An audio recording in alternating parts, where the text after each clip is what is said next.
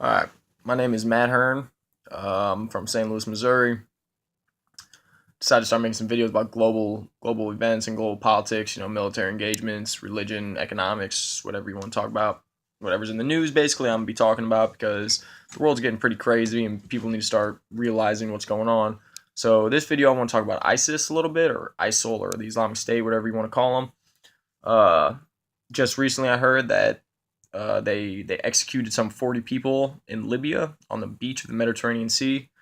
They pointed to Rome and said, "We're coming for Rome," which, as many of you I'm sure know, is the home of the Vatican and pretty much the center for all Christianity. Okay, so right now, Western powers are determining what they're going to do. Italy has already stationed, I think, 5,000 troops on their southern border of the little peninsula they got that juts into the Mediterranean Sea. Um, and Western powers are contemplating sending in infantry and ramping up airstrikes, which, as we've seen in the past decade, really doesn't do any good. We did it in Iraq, we did in Afghanistan. We never won those wars. Really, we occupied that land for over a decade. We created 100 times more terrorists than there were originally post, pre 9/11. Now there's 100 times more terrorists in the world than there was before 9/11, and that's in large part due to us drone striking and sending infantry to those two countries.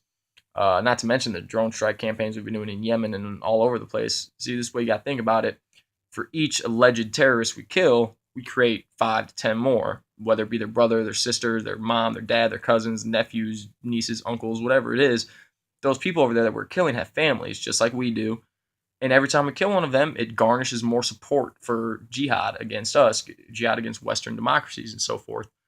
Uh, yeah, one major thing I want to point out about ISIS is that a lot of people just assume ISIS got their weapons from Mosul, the largest city in Iraq, when they invaded Iraq and everything. Nobody really talks about, though, at least on the media I watch, about how ISIS came to power and where they got their weapons. And I'll tell you right now, they got their weapons from America because we funded the Syrian rebels against al-Assad's government in Syria, and we gave them billions of dollars worth of weapons and ammunition. We gave them armored trucks, artillery, you name it. We gave it to them, and factions of the Syrian rebels ended up taking the majority of those weapons and invading Iraq, and now we have the Islamic State.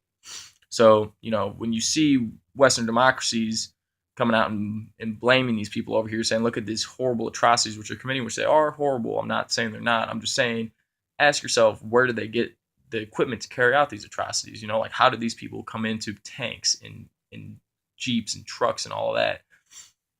Uh, yeah, that's pretty much it. I wouldn't say I would. I'm really hoping that Western governments do not send in infantry and do not continue airstrikes against them, because it's just going to continuously grow this jihadi mind state. It's going to continuously grow the extremist militants that we've seen in the Middle East and in Northern Africa.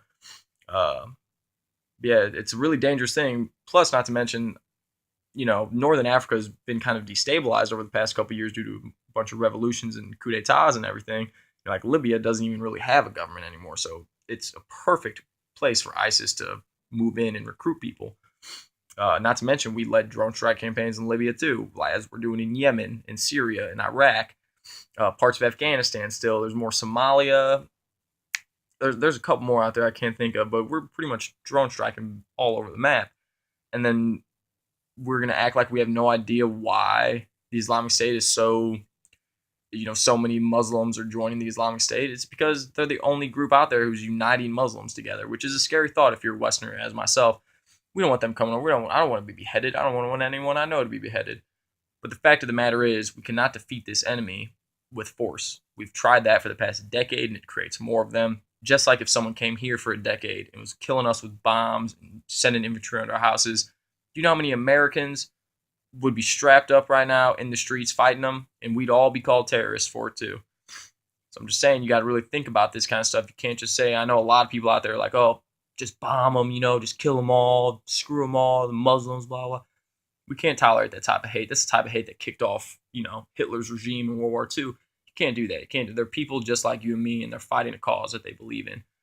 And if they're beheading people, obviously I do not agree with that. Nobody should agree with that, but that's what's happening. And yeah, I guess leave your comments. What do you think? Should we invade ISIS in Libya and all that? I don't think so, but if someone can prove a valid point, on how it won't make things worse and won't escalate militant mindset against the Western democracies, then please let me know. I'm more than interested to hear.